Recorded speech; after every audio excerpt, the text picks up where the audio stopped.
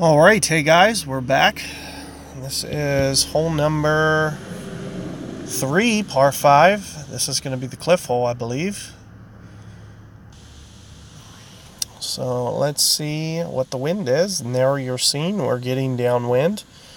I do like to at least ball up a little bit just to, make this tee shot a little bit easier. I usually use a little bit of backspin and try to bounce the fairway.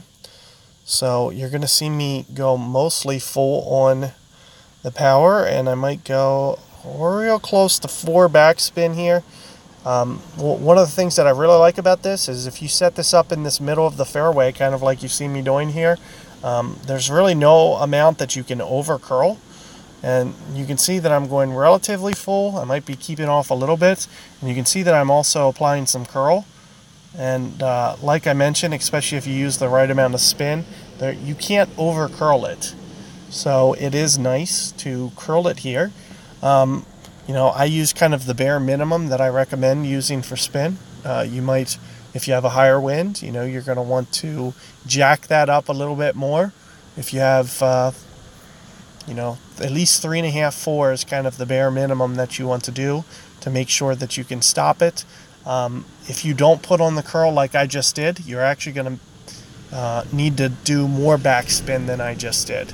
So keep that in mind for when you guys are playing it, because you don't want to end up, look how close that was to going OB. So you can see kind of the risk reward in full effect there. Not really, worth going for it, but I am glad that he made it. Hopefully we get to the shootout because of that, and I can give you guys a little bonus coverage here. So first, I try to size it up, figure out, are we at mid club? It likes to play a little bit downhill. You can see it's a lower elevation. So even though I'm not quite at max, I'm going to play it more like a max. So, that's one of the first things that I want to mention to you guys. You're going to play this very close to max, which would be maybe 2.5 rings.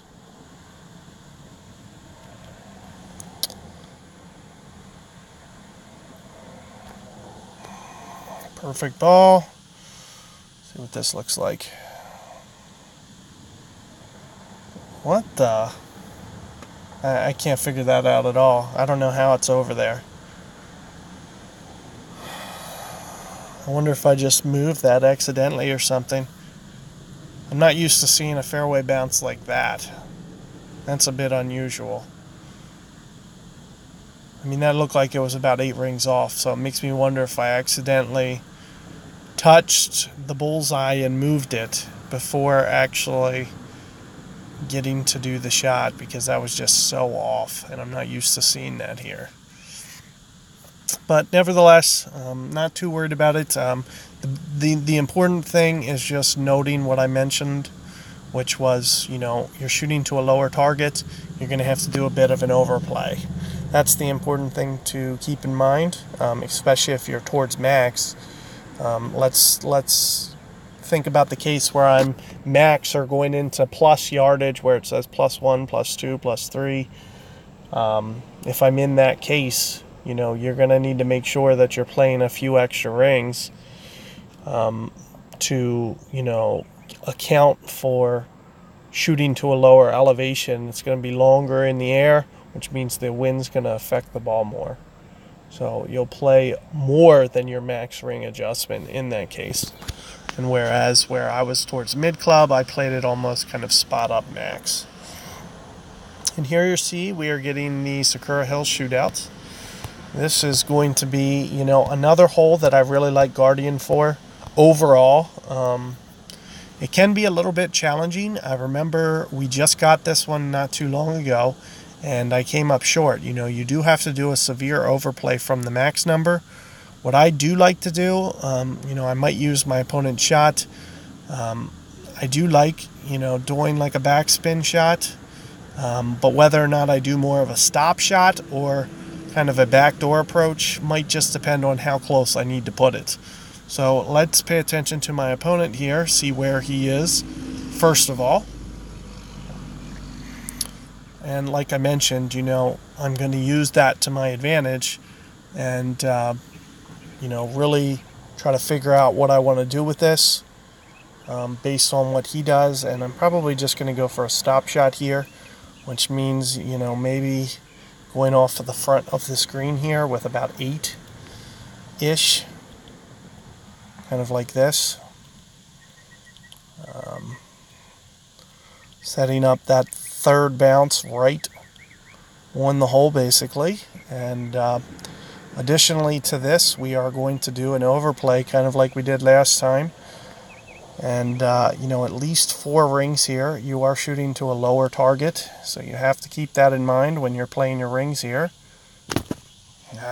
Great ball. So that is going to shoot me a little bit left. Hopefully I can sneak in and still take this. At the very least, it's going to be very close. You know, you get the gist of what you need to do. You can see that I just got it there. And you can see I just came outside. It was caused by the great ball. Had I not hit that great ball, I would have been right on target, and it would have been inside 1.2 for sure. It would have been like, I don't know, a yard or so away. But, you know, at the very least, you know, you're seeing that bringing Guardian to the holes, you still give yourself a fair chance. You just have to keep in these factors, you know, these elevation factors. You know, I played that at least, I'd say 4.5 rings there for the adjustment. It plays very downhill to a lower elevation on that. And you just want to keep that in mind when you're setting up your adjustments, that you need to play, you know, an additional 20%, I would say, on what you would usually do, maybe, you know, 25% to that downhill target. So good luck there, and see you guys on the next one.